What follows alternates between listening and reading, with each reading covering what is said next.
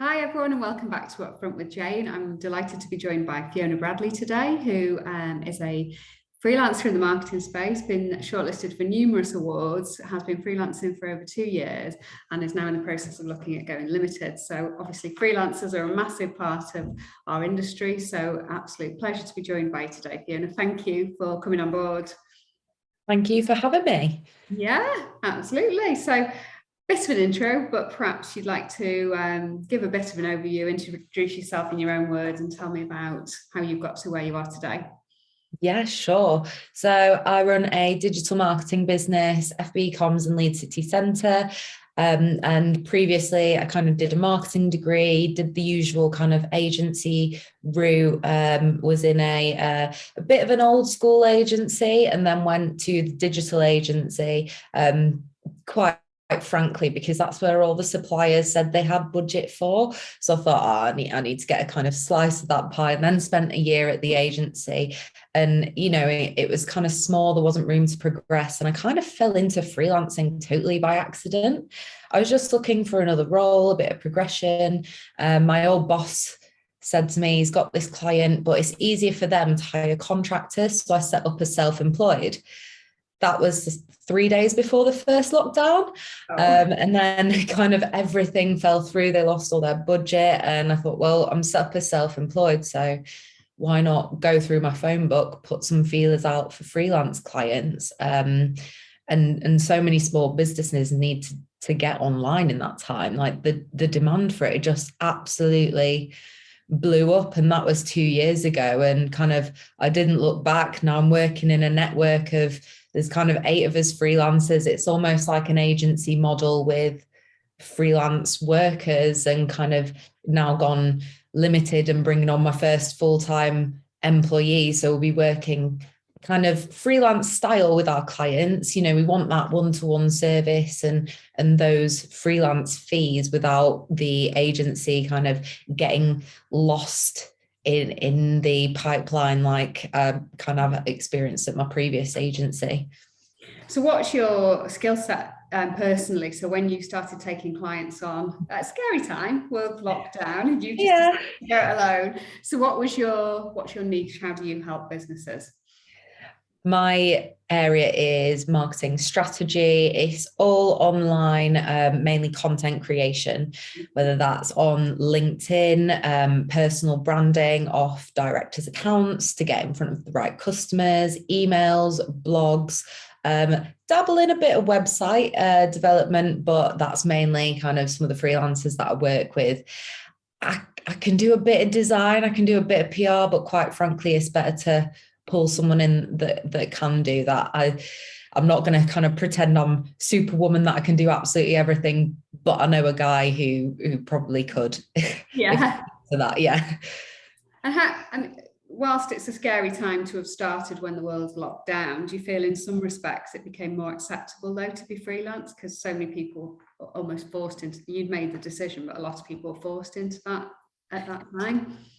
Yeah, it's absolutely blown up the amount of messages that I've got and people that I've spoken to who have found themselves by no fault of their own completely out of work and thought, you know what, this could really work. Or they've kind of seen what I've been doing online and thought, you know what, that could be an avenue that I really want to go down. So I've spoken to so many people. It's really, really going off. And I suppose we're in the great resignation, and everyone working from home has realized, actually, you know what, the best thing about my company and my job was the office and the bean bags and the Mario Kart that we had there, and is now kind of looking for more out of their career. So is taking that scary leap into self-employment.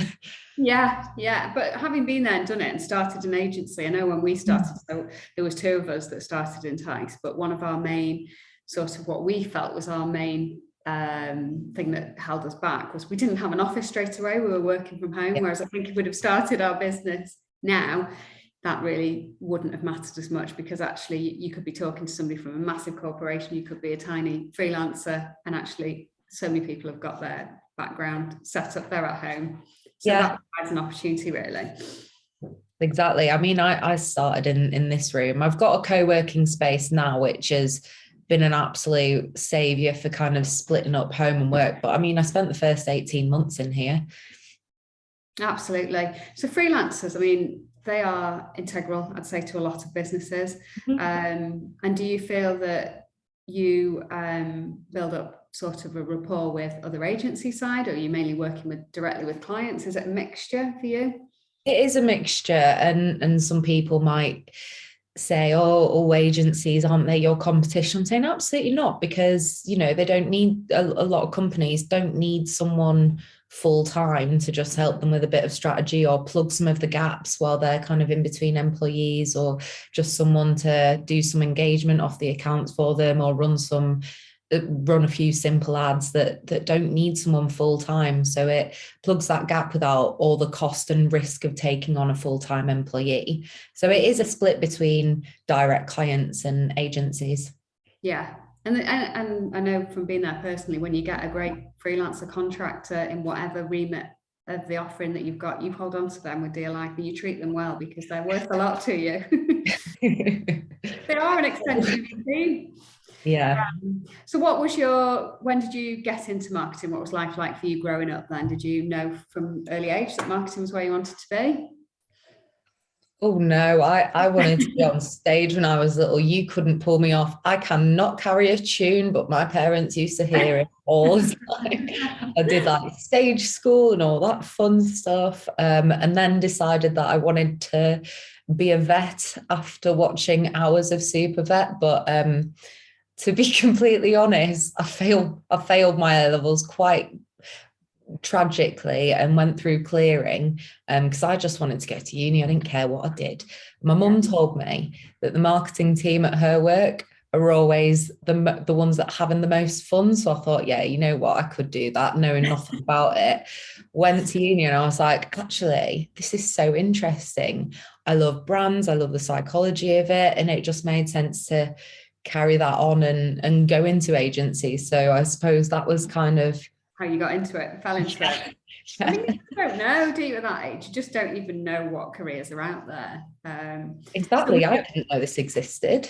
No, but actually you've got the confidence to back it up from all your acting performances. So, it's all happened for a reason. Still can't sing. So have there been any sort of pivotal moments for you then in your career where you thought, actually, this has really highlighted, I know I'm on the right track, or something's changed for you?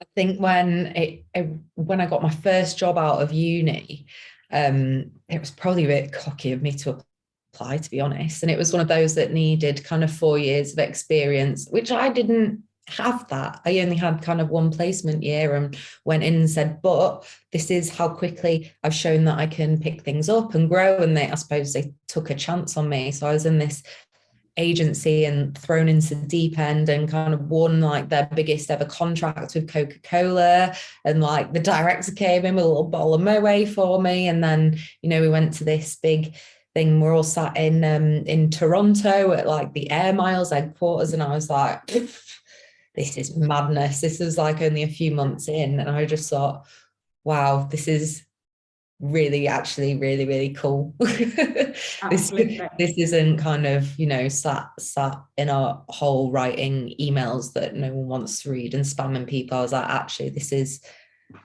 really what I wanted to do. But then I suppose that was kind of the positive pivotal moment when I thought, yeah, this is it. This is the good stuff.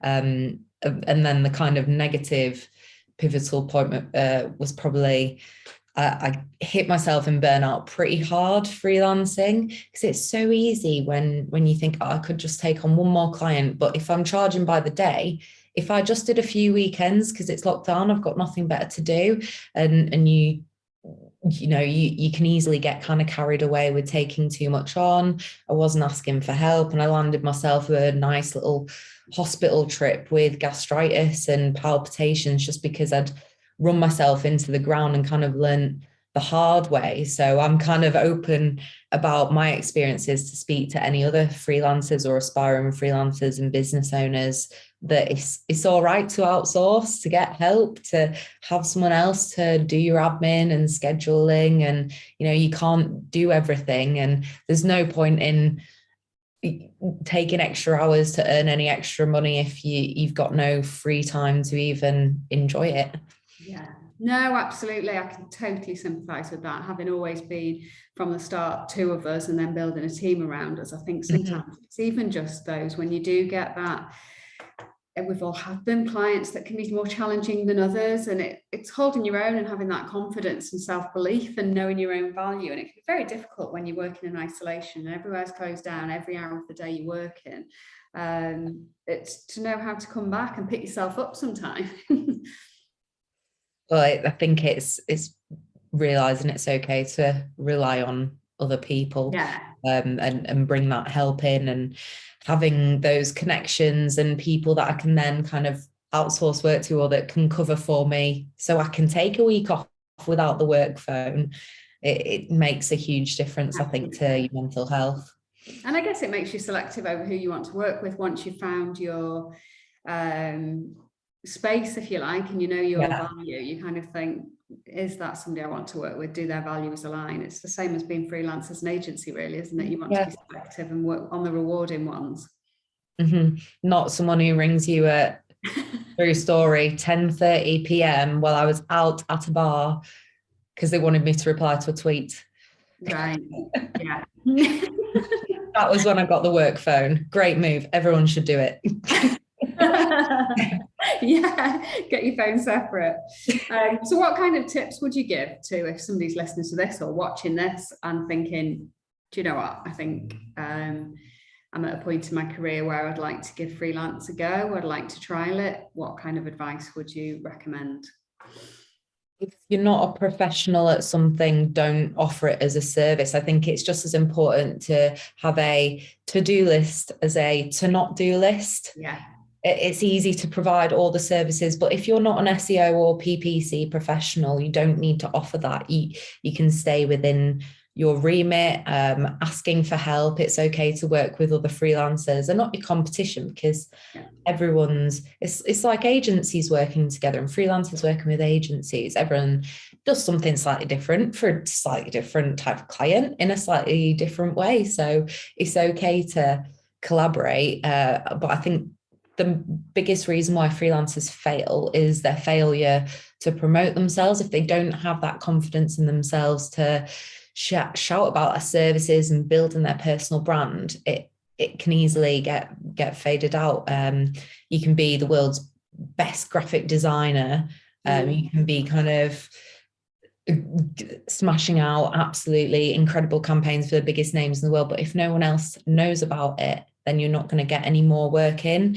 So it's being able to shamelessly shout about who you are and what you do, getting into the right spaces, posting content on LinkedIn, Instagram, wherever your audience is, talking to people, going networking. That is the biggest part of it. And the biggest fear that people have is not being able to make ends meet. The whole feast famine cycle that can happen is if you're not continually putting yourself out there and doing business development. I suppose it's the same with agencies. If you're constantly so busy on projects that you don't have the time to then do some outreach and find new clients for when that project finishes, it's always kind of better to have a few clients on a retainer that will pay the bills while you pick up bigger projects in the meantime.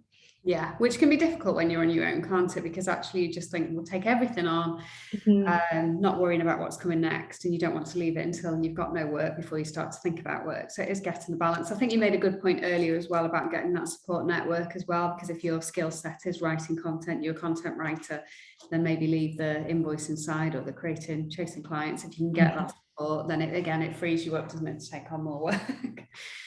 Precisely. I'm not even going to pretend that I know how to set up kind of PPC Google Ads campaigns, but I can refer them on to agencies that do. It's just not a rabbit hole I want to go down. I know what I'm good at, and that's what I'll charge for. Yeah, absolutely. And you mentioned you've started working from some co-working space, and I know that lots of the freelancers that we work with, some of them work from home, some of them do. co-working space, but I think that's important as well, isn't it? Just for your sanity as well, really, to not feel like you're living at work. Yeah, I mean, I think so many people will have experienced it over the last couple of years. Like, I was taking the laptop to bed with me, and it was the first thing I was opening when I got up, and working from home with my partner in the room next door. The walls are pretty thin, and I was thinking, oh, I can't believe you're a let's circle back kind of guy on the phone. I need to get out of this house. Yeah. If you're working from kind of Starbucks or Pret, you feel pressured into buying a latte every hour on the hour to kind of justify your rent. Yeah. So I tried a few co-working spaces, but it's so good for getting out there. And you know what? It pays for itself. From talking to other people, I'm working with 3 companies in the building.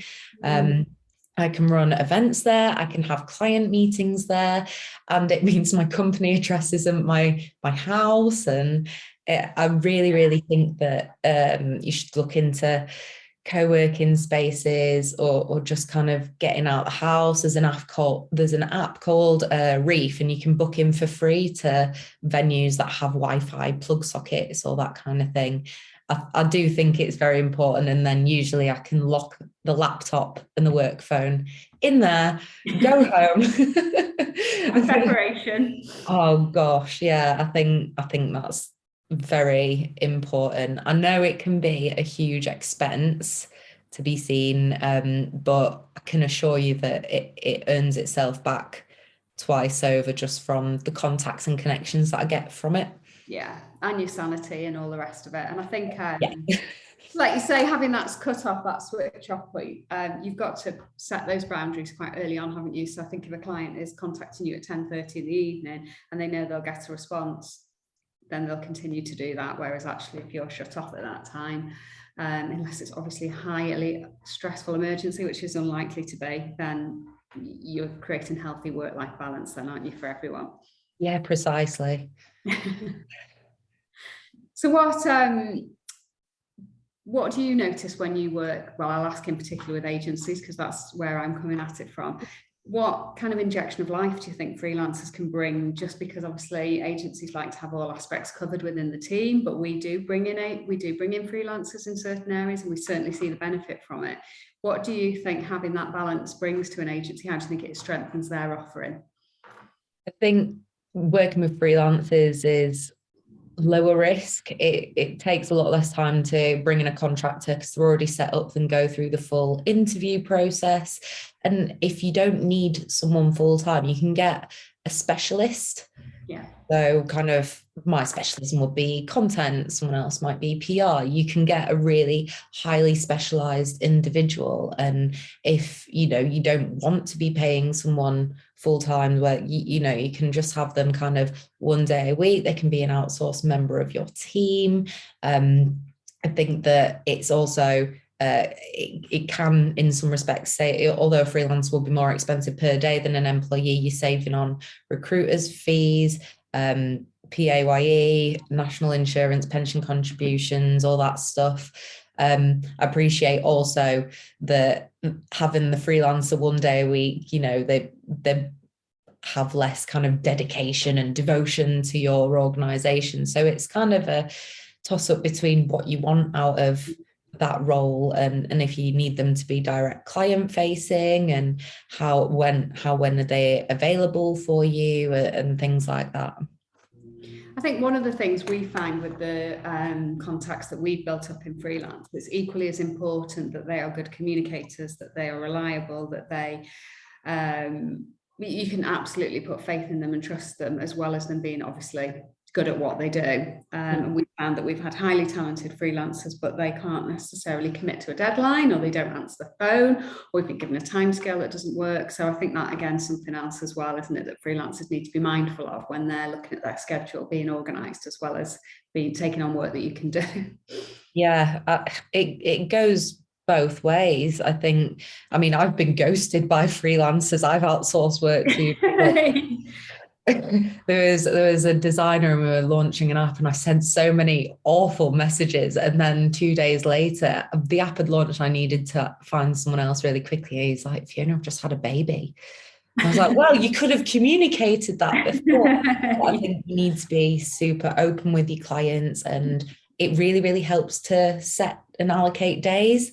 Yeah. So clients and agencies know that that is the day when they can book in any meetings with you. You will only be looking at their work. You will reply to them within seconds on that day you're available between those hours. And if you've got another day that's locked up for another client, that they know that and that you're going to be slow. So setting up those expectations at the start of your engagement is better for everyone involved. Absolutely. Yeah. So what's the start of this year been like for you so far then? Mental. In the kind of best possible way. Last month, I was named Freelancer of the Year for the second year in a row. Oh, Jesus. And went to the Northern Digital Awards last week. And I've had so many really, really fun leads come in from companies that I just think, that's cool, that's so cool, and I'm booked out, but I don't want to say no. So I've gone limited. I'm bringing on a full-time employee so that she can help me with some of the content creation, and be working on take on some of the clients herself, but under the FB Comms bracket, just so that I can still have all these really fun, cool clients. And this year's just started so well. And the biggest thing that I've done is invest in my personal brand. Yes. So make a commitment every single morning, do a post on LinkedIn every weekday before my client work. I've gained 6,000 followers just this year, and I'm getting kind of daily leads in through my inbox. And even if I can't do it myself, I can refer them on to other freelancers or say, yes, we'll have capacity soon, as soon as my employee goes. So it's just, it's going to be a very big year, I think. What would your tips be to people that are looking to build a personal brand but think, well, I don't know what to say, I don't know where to start? How did you get into that, if you like, and make it become part of your routine? I started off, to be honest, on the wrong platforms. I started doing all the silly dances on TikToks. I was pointing, I was doing this, was embarrassing my little sister with my content. But everyone that engaged with it and was messaging me back off that, they were social media marketers, which aren't going to pay my mortgage. I was spending all this time doing all this thing for the wrong people. So I think you need to know where your audience is and be sharing on there.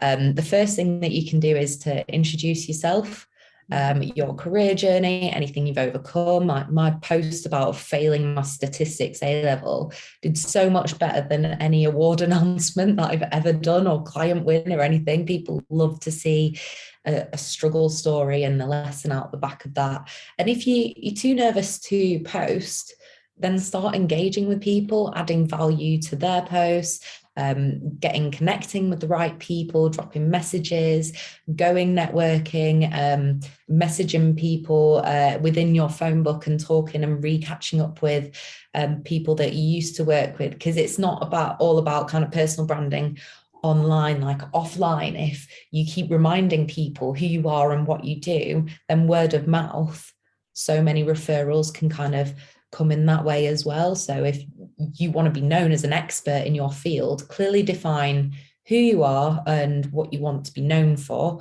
and then create kind of 3-4 content pillars of the things that you want to talk about. Make sure you kind of stick with that, because you can do all these viral trends and share other people's marketing work, but it doesn't position you as the expert in your field that you want to be.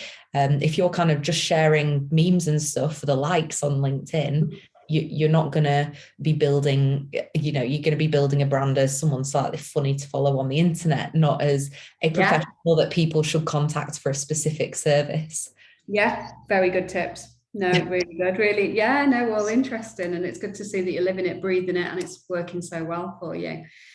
Fascinating. It's been amazing talking to you, Fiona. For anyone who's listening to this and thinks, I'd love to pick a brains a bit more, or I'm about to go freelance, I've got some questions for you, or any agencies that want to engage with you, where's the best place for people to find you and connect with you or follow you? You can connect with me on LinkedIn, Fiona Bradley, or follow me on Instagram at Agency Owner Fiona. But TikTok, I've kind of left the dancing for now, so let's leave that one. Okay. TBC, we shall see how that develops. Fab. No, it's been an absolute pleasure. Thank you so much for joining me, Fiona, and look forward to seeing your journey continue to grow, blossom, and develop. Thank you very much. Thank you.